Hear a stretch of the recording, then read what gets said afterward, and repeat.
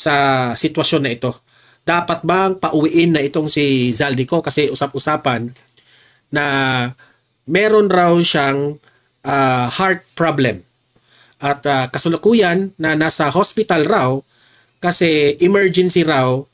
Di umano ito yung mga napakinggan natin sa social media na kailangan raw siyang mag-surgery. Attorney Harry Roque, kung magde-decide ba siya na siya ay uuwi at haharapin niya ang mga kalaban sa politika, na handa na ba siyang makulong doon? Narito ang Balitang Pinoy TV.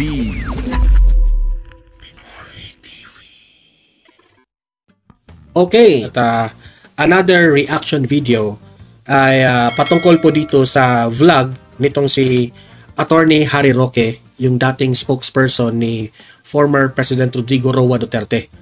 Na yes, yan nga ang mga malaking tanong ngayon ng taong bayan. Nasaan itong si Zaldico ngayon? Nasaan si Zaldico? At bakit importante na itong si Zaldico ay makausap ng taong bayan at mapanagot dito sa mga tanong na nasaan, paano ginasta ang pera ng taong bayan when it comes to talking about flood control projects. Okay? So, itong si Attorney Harry Roque ay pakinggan natin ang kanyang reaksyon patungkol po dito. Ano ba ang mahalaga dito sa sitwasyon na ito?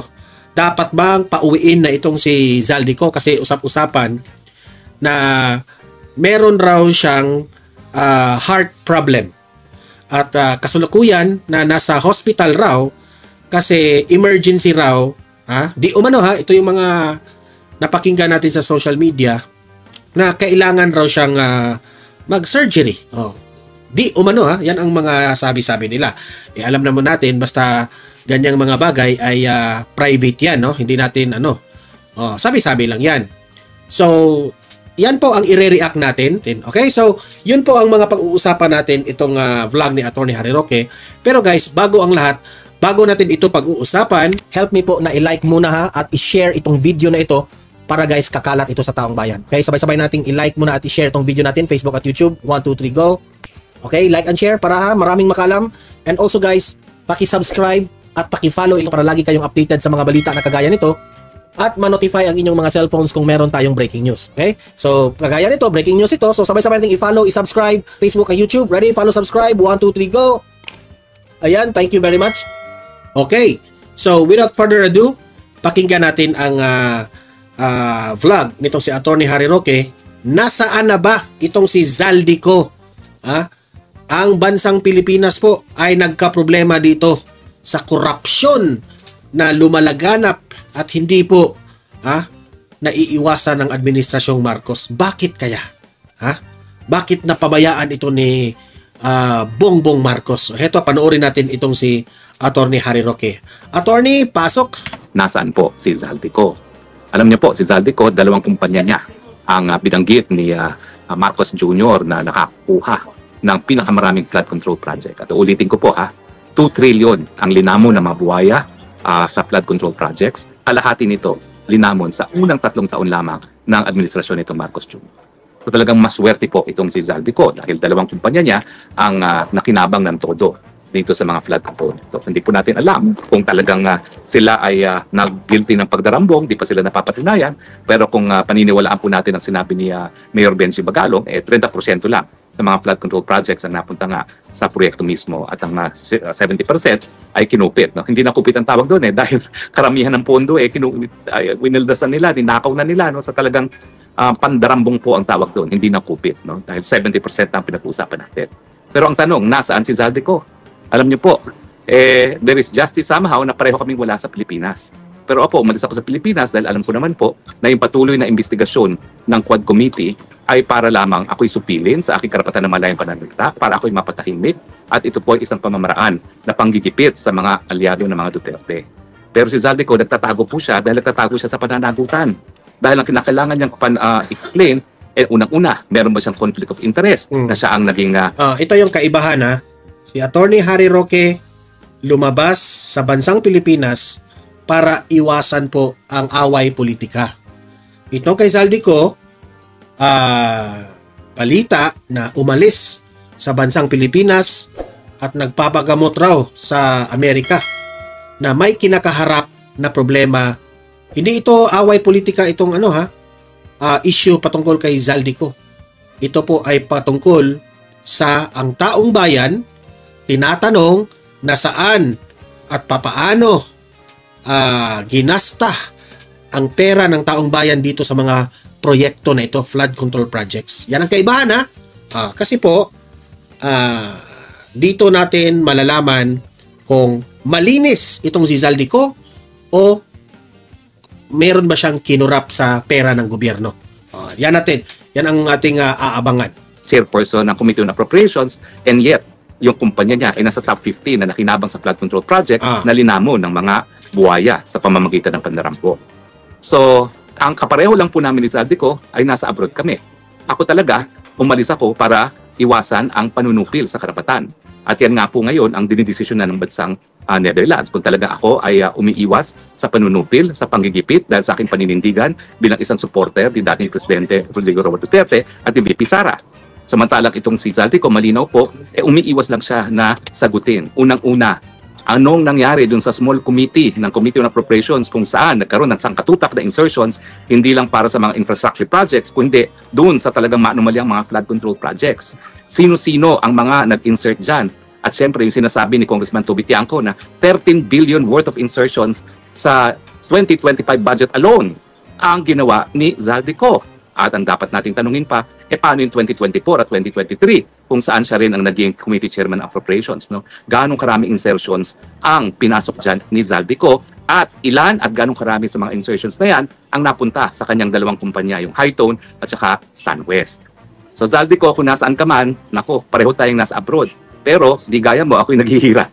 Dahil wala naman akong construction company na nakakuha ng bilyon-bilyonis na mga kontrata ng flood control, no? At syempre, dahil wala naman akong ganyang kalaking mga pera, ako po ay nagdidildil kumbaga, no? Sa katunayan po, itong paglabas ko ngayon ay naging abala lang kami dahil naghahanap kami ng venue para nga dun sa finale sa activities na gagawin namin para sabayan nga yung pagbibista kay Tatay Digong, yung confirmation of charges, no? So actually ako po, hindi naman ako talaga kumakain sa labas. Lahat linuluto ko dahil napakamahal dito sa Europa. Kaya iniisip ko, wow, si Zaldico talagang yung kanyang mga kamag-anak, yung kanyang pamangkin, nakakabayad ng 750,000. Samantalang ako, wala pong biro. Mula nung isang taon na akong naalis sa Pilipinas, wala pa po sigurong 10 beses na ako'y nakakain sa labas. Dahil talaga naman pong di hamak, napakamahal po ng bilihin sa lahat ng lugar kung nasaan ako nagpunta. No? Noong una ko pong pinuntahan na lugar dahil hindi naman ako makapalabas, dahil ako nga po ay nahanap, talagang sa bahay lang ako. Nung pangalawa rin po, hindi rin ako makalabas, bagamat pinayagan ako lumabas ng 2 beses sa 2 buwan, once a week. At dito po sa Netherlands, talaga naman pong napakataas ang presyo ng bilihin. Hindi ka po pwedeng kumain sa labas. No?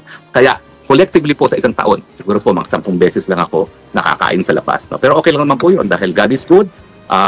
Binigyan naman niya ako ng kakayahan magluto. At mukha naman masarap naman ako magluto. In fact, dinadayo aking luto, no, sa aking bahay ngayon dito sa Dahig. Pero ikaw, Zaldico, naku, yung pamangkin mo, 750,000, money lang yan. So I could imagine kung gano'ng karangya ang buhay mo ngayon sa Amerika. No? Huwag na natin ika-ilayat. Ang tanong, masisit mo ba yan? Na ang buong sambayanan ngayon ay kinasusok naman ka. Dahil alam nila na, ikay ng sinabi ni Magalong, ilantaran talaga yung korupsyon pagdating sa mga flood control projects. At ikaw nga ay pinakamalaking nakuha. Isa sa pinakamalaking nakuha sa flood control projects. At ang nakakabuisit pa sa taong bayan, ikaw mismo nagbigay siguro ng pondo para magkaroon ng kontratang ganyan ang inyong mga kumpanya. So, hindi ko lang alam kung paano ka makakatulong dyan. Kasi alam nyo nga, sinabi ko sa inyo, client number 1 ko ang ama niya. Ang ama niya na si Delfinco, nako, napaka-low-key po, napaka-humble. Hindi po yan nabuhay ng marangya. Bagamat alam ko, noong mga panahon na yun, may kaya na rin, nakatira nga po siya sa Bliss, sa SM North. At ang kanyang konsepto ng trip, magpapamasahe at linilibre na ako ng masahe doon sa napakatigas namang masahe. No? Siyempre, bata pa ako ng mga panahon na yun, no? Fresh out of law school. No? At talaga naman kung makita mo yung buhay ni Delfinco, ibang-iba sa naging buhay nitong si Zaldico, na may sariling Agusta helicopter. Hindi ko na po alam kung ilan ang mga magagara niyang kotse, nakatira sa marangyang mayaman na subdivision. Ibang-iba po talaga ang kanilang mga multo. Pero ang masasabi ko lang, si Delfinco, talaga namang respetado. Bagamat siya ay kontratisto, kinikilala na matinong negosyante at walang nagdududa na merong kababalaghang ginagawa sa pera ng taong bayan. Hindi ko alam ngayon kung paano hinaharap ni Zaldico ang publiko, no? Ngayong pinagdududahan siya na napakalaking pondo ang nakalap galing sa gobyerno. Pinagdududahan lang naman po. Kasi hindi pa naman siya napapatunayang nagkakasala. Pero habang hindi siya humaharap sa Kongreso, alam naman niyang hindi naman siya ikukulong dahil siya naman ay napakalakas kay Speaker Tambaluslos, talagang ang conclusion, umiiwas sa katotohanan dahil ang katotohanan ay hindi maganda. Zaldico, uwi ka na. Hindi ka po pwedeng magtago forever. Bagamat hindi gaya ko, hindi ka iko-contempt ni Tambaluslos dahil napakalakas mo. Dyan naman sa Amerika, pag ikay nakita, kasusuklaman ka. Kadidirihan ka. Yan nga ang argumento ng iba eh. Pasalamat nga itong si Zaldico kasi kaalyado niya ang administrasyon, di ba? Lumabas ka na, mag-explain ka. Kung talagang malinis ka, Zaldico, wala kang itinatago, mag-explain ka para malinaw sa taong bayan. Kaya mabuti pang umuwi ka na at linisin mong pangalan mo kung kaya mo. Dahil lalabas at lalabas ang katotohanan. Lalo na ngayon, galit na ang taong bayan. Ngayong araw nga po meron tayong Black Friday protest. Kung kayo'y busit na sa mga pandarambong na nangyayari, pwede ba ho? Sumama na kayo sa Black Friday protest. Sumamahan nyo si Ka Eric. Dalawa nga palang rally nangyayari sa EDSA ngayon. Yung rally po ni Ka Eric at yung Black Friday protest, nandyan po sa May Robinson.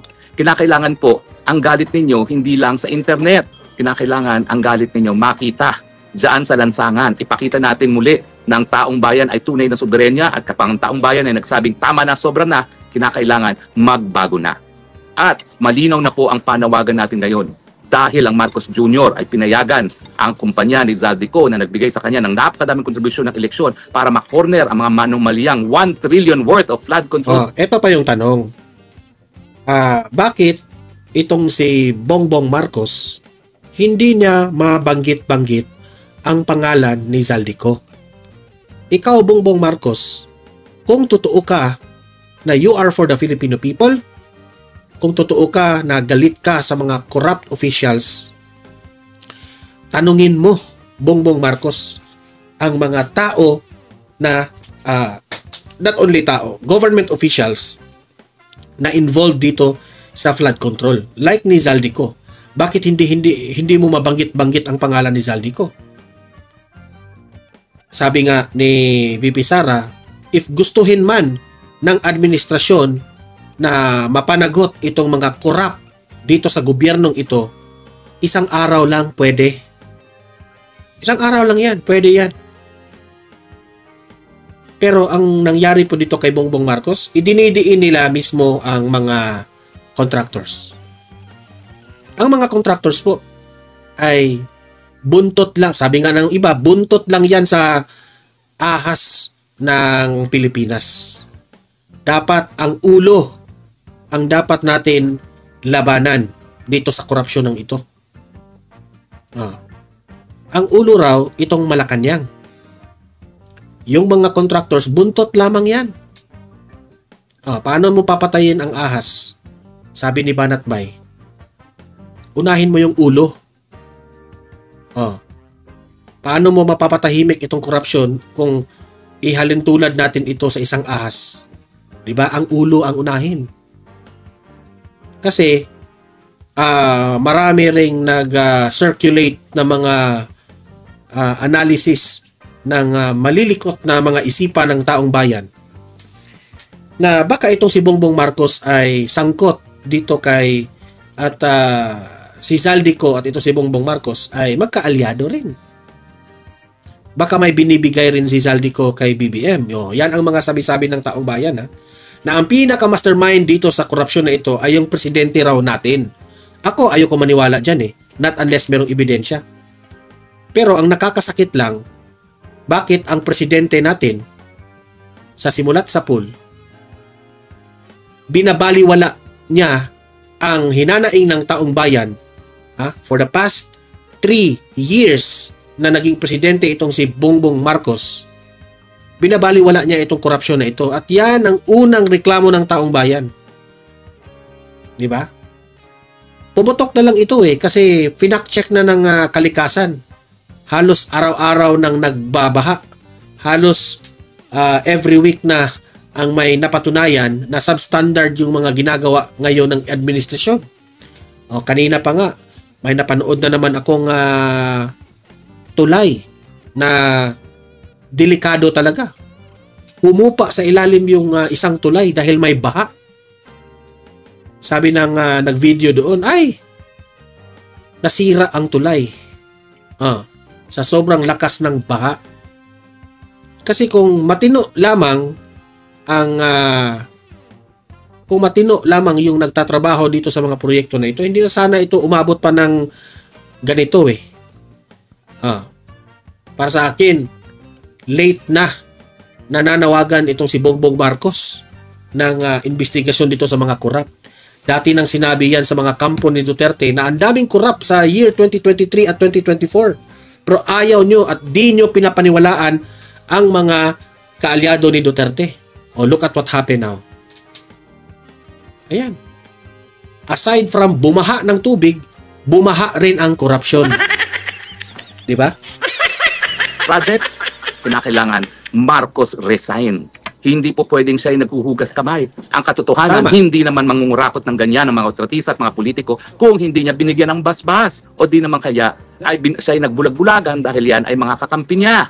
So ang ating sigaw ngayon sa Black Friday protest, Marcos resign, tama na, sobra na, lumabas na po kayo. Ano ba yan? Nadadaig na naman tayo ng ating mga kapatid na Indonesians na nandun, nagwawala na sa kalye, nagsasabi, tama na ang korupsyon ng kanilang mga members of parliament. No? Nadaig na tayo ng mga South Koreans na pinakita na hindi po pwede na isang presidente madedeklara ng martial law and get away with it. At yung ating mga kapatid na Thais na nagtanggal na naman ng isang nakaupong prime minister. Ano ba naman mga Pilipino? Tayo nagsimula ng people power. Pero bakit ngayon? Nalantaran ng korupsyon, nalantaran ng galit ng Pilipino, hindi pa rin kayo lumalabas sa lansangan. Kinakailangan lumabas na po kayo. At Zaldico, umuwi ka na. Dahil habang ikaw ay nagtatago Tito Bitiangco, lalong ang tao ay naniniwala na marami ka dapat talagang panagutan. Yan ang katotohanan. Habang hinahangaan ngayon ng taong bayan si Toby Tiangco at si Vico Soto at si Magalong, ang mga gaya mo kinasusuklaman. Actually, totoo eh. Mas sila pa nga yung mga hero ngayon, itong si Vico Soto, Toby Tiangco, at itong si Mayor Magalong. Kasi sila lang yung mga matapang na nagsasalita dito sa mga corrupt na mga ginagawa ng mga opisyalis ngayon. Yung iba dyan, paano lang yan eh. Padaloy-daloy lang sila sa hangin. Wala silang, kahit alam nila na maraming korupsyon nangyayari, ay hindi nga sila nagkokomento. Di ba? At ako'y nalulungkot. Nakilala ko yung maginoo at magalang at talaga naman pong tuwid na ama na si Delpin ko ay nagkaroon ng anak na madadawit sa ganitong mga iskandalo. Sa tingin ko po, malulungkot yung ama sa mga balitang nakikita niya ngayon sa katunayan na nadawit ka dito sa flood control scandal dahil isa ka sa pinakamalaking na corner sa mga maanumalyang flood control projects. Hindi pa nga napapatunayan, ulitin ko yan, pero anong tinatago mo at kinakailangan ka magtago dyan sa Amerika? Medical. Sige nga, hahanap yung medical certificate at kinakailangan seryoso yan dahil ikaw, wala ka namang danger na ipapa-aresto ka, wala namang danger na ipakukontempt ka. Talagang ayaw mo lang sumagot. Lalo na ayaw mong sagutin yung mga tanong ni Toby Tiangco. Nasa ng proceedings ng small committee? Sino-sino mga nag-insert? Sino mga congressman ang nakinabang? At bakit? Ganun ka na lang ka-importante kay Tambaluslos that you got away with it. Kasi ano ba yan? Baka may nakuha din sila. Si Mr. Speaker? Kung kakunsaba mo, magsalita ka na. Dahil alam naman namin na kung kakunsaba mo ang Tambaluslos. Dapat kasi speaker rin eh. Dapat magpaliwanag rin, di ba? Hindi ikaw ang most guilty. Baka po pwede ka pang magkaroon ng deal. Sa tingin mo ba may forever? Hahabulin din kayo ng gulong na katarungan. Correct. At malapit na nga po yan. Kaya kung ako ikaw, umuwi ka na, spill the beans. Kahit papano, pangalagaan mo mabuting pangalan na ginawa ng iyong ama na aking matalik na kaibigan na sa Delpin ko, huwag mong sirain ang kanyang napakabuting pangalan. Pwede ba yan, Zaldico? At least, alam mo naman na tama aking sinasabi. Talagang Ito na nga mga kabalita. Ano na ang masasabi nyo patungkol sa balitang ito?